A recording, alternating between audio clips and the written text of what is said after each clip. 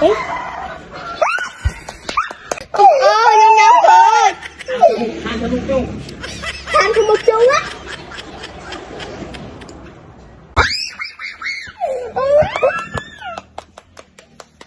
Nhâm tao tí đây nhâm bao xe cây. Ôi. Wow. Anh Khang ơi. Ngắm đi xì trắng ơi. Đã chồng ăn cái lọ. Vai.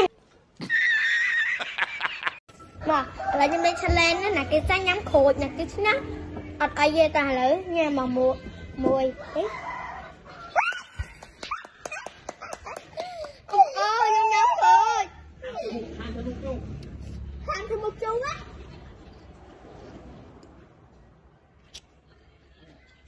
Đấy, chú vậy đến chú rồi. À, chú ơi, ôi là chắc nhanh.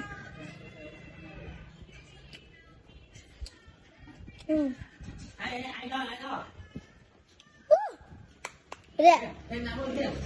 Mà đây ạ. Xin ra mời. Một bé. Đây, 10 tích 7.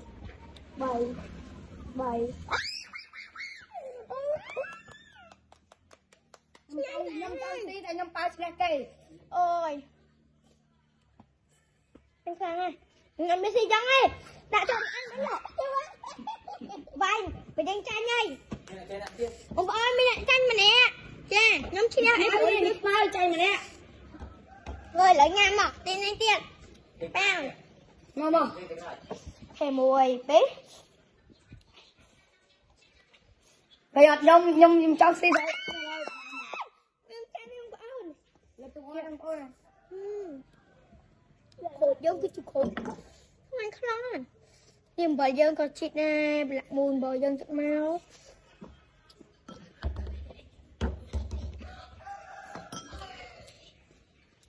Chít. Họ bạc thiệt mà. Anh nhắn á. Mùi, tích 7. Ba đứa có lưu nào. Khi chạy.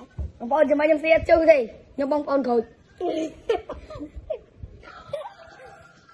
Thôi một đặt camera mồi. Anh phải phụ chúng ta chơi chúng ta. Hãy làm tạo chứ. Nào, mồi, bị bày. Anh làm bây giờ bày số thật chuột. Ôi, Xin anh. chua. Anh chú ơi. Anh chú ơi. Rồi, dạ. 10 tích. Nó khổ nè. 7. Nó khổ. Nè hai bữa ăn. Ôi. Chú ơi. Một liệt xanh. Con thật chứ. Ôi nè. Người. Nhóm phát hàng mình tên. Chưa. Thư ơi ơi. Ông ơi. Hồi môn đi bị nã cây nhâm là cái bao chanh ông ta mi sầm nàng thôi bữa khôn nhá. Không sai không? Nhìn này. Cả tin năng không sai không? Rồi lớn cái bánh này. 10 đấy. 7. Xin em. Tôi chạy. 10 đấy. Khổ. Mấy không sai không? Đúng rồi, em tí chồng.